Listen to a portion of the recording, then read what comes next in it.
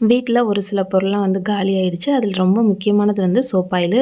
So அதையும் போய் வாங்கிட்டு வந்துடலாம் அப்படின்னு சொல்லிட்டு ஹோல்சேல் கடையில் அதையும் வாங்கிட்டு, அதுக்கப்புறமா பசங்களுக்கு வந்து நோட் புக்ஸ் கொஞ்சம் தேவைப்பட்டுச்சு ரஃப் யூஸ்க்கு. ஸோ அதையும் வாங்கிடலாம் அப்படின்னு சொல்லிட்டு தான் வாங்கினோம்.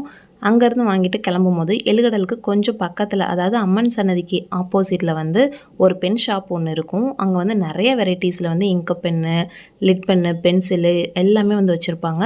ஸோ அந்த கடைக்கு ரொம்ப நாளாகவே அசிகாவும் அக்ஷயாவும் என்னை கூப்பிட்டுட்டே இருந்தாங்க. இன்றைக்கி போய் பார்த்துட்டு போயிடலாமா அப்படின்னாங்க. சரி வாங்க அப்படின்னு சொல்லிட்டு போய் வாங்கிட்டு, இந்த பென் வந்து அசிகாவுக்கு ஃப்ரீயாக கொடுத்தாங்க அந்த அண்ணன்.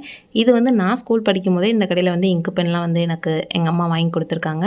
ரொம்பவே நல்லாயிருக்கும். இந்த ஷாப்புக்கு நீங்களும் போயிருக்கீங்களா அப்படின்றத மறக்காமல் கமெண்ட் பண்ணுங்கள். அப்படியே போகிற வழியில் கொஞ்சம் ஃப்ரூட்ஸும் வாங்கிட்டு போயிடலாம் அப்படின்னு சொல்லிட்டு அதுவுமே வந்து வாங்கிட்டு வந்துட்டோம். வீட்டில் இருக்கும்போது என்னடா வீட்டுக்குள்ளேயே இருக்கும், வெளியவே போக மாட்டோமே அப்படின்னு சொல்லிட்டு ஃபீல் பண்ணுறோம். பட் வெளியில் வந்து இந்த வெயிலை பார்க்கும்போது இதுக்கு நம்ம வீட்டிலே இருந்திருக்கலாம் அப்படின்ற மாதிரி தான் இருக்குது. ஸோ மதுரையில் அந்த அளவுக்கு வெயில் இருக்குது. உங்கள் ஊரில் எந்த அளவுக்கு வெயில் இருக்குது அப்படின்றத மறக்காமல் கமெண்ட் பண்ணுங்கள். இந்த வீடியோ உங்களுக்கு பிடிச்சிருந்துச்சுன்னா லைக் பண்ணுங்கள், ஷேர் பண்ணுங்கள். இப்போ தான் நம்மளோட வான்சரல் சேனல் ஃபஸ்ட் டைம் பார்க்குறீங்க அப்படின்னா மறக்காமல் சப்ஸ்கிரைப் பண்ணி வச்சுக்கோங்க. இதே மாதிரி நெக்ஸ்ட் வீடியோவில் மீட் பண்ணுறேன். தேங்க்ஸ் ஃபார் வாட்சிங்.